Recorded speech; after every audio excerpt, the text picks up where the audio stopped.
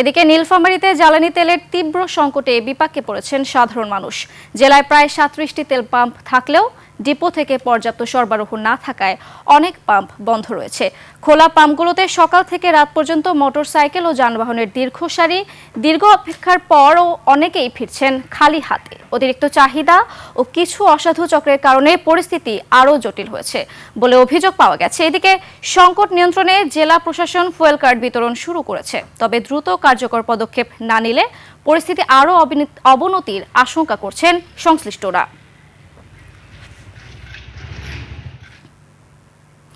জ্বালানি তেলের আরও খবর জানাতে সরাসরি চলে যাচ্ছি নীলফামারী প্রতিনিধি নূর আলম বাবুর কাছে।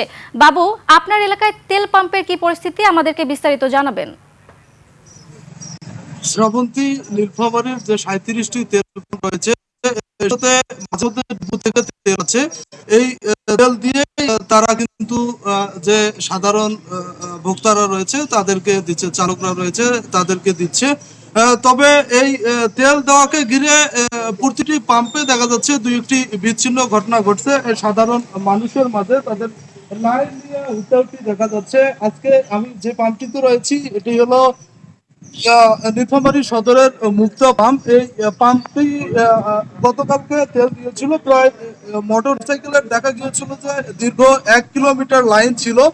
তাদের যে বরাদ্দ ছিল সেটি কিন্তু শেষ হয়ে গেছে গতকালকে। আজকে তারা দুপুরের পর বরাদ্দ পাওয়ার কথা, যদি বরাদ্দ পায় তাহলে আজকেও তারা তেল দিবে। তবে আমরা দেখতে পাচ্ছি এই তেল দেওয়াকে ঘিরে দুই একটি মোটরসাইকেল ইতিমধ্যে এসে লাইনে দাঁড়িয়েছে। তবে একটি বিষয় জানিয়ে রাখি, অনেক চালকেই তাদের মোটরসাইকেলে তেল নিয়ে তারা কিন্তু বাইরে বিক্রি করছে, এই অভিযোগটা পাওয়া যাচ্ছে। তবে আমরা বেশ কয়েকটি মালিকের সাথে কথা বলেছি, তারা জানিয়েছেন তারা 2025 সালে যেরকম তেল বরাদ্দ পেয়েছিল তারা কিন্তু পূর্বের মতোই তেল বরাদ্দ পাচ্ছে। তবে মানুষ কিন্তু তেল থাকা সত্ত্বেও অনেকেই তেল নিতে আসছেন।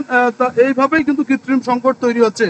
তবে দেখতে পাচ্ছেন যে পাম্প ঘিরে, পুরো পাম্প ঘিরে বাঁশের ব্যারিয়ার দেওয়া রয়েছে যাতে সাধারণ ক্রেতাদের মধ্যে হট্টগোল না হয় এই বিষয়টি। তবে আমরা বেশ কয়েকটি পাম্প ঘুরে দেখেছি, সবগুলো কিন্তু শুনছেন নীরবতা, কোনো পাম্পে তেল নেই।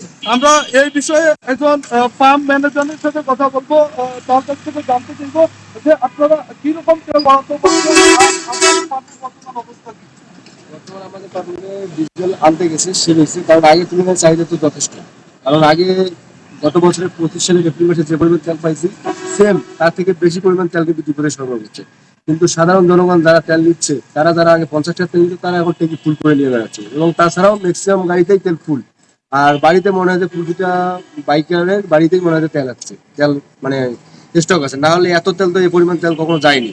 আপনি শুনছিলেন যে ম্যানেজার বলছিল যে আগে যেসব বাইকাররা এত পরিমাণ তেল কিনতো না, তারা কিন্তু তার চেয়েও বেশি পরিমাণ তেল কিনছে, এই কারণে কৃত্রিম সংকট তৈরি হচ্ছে।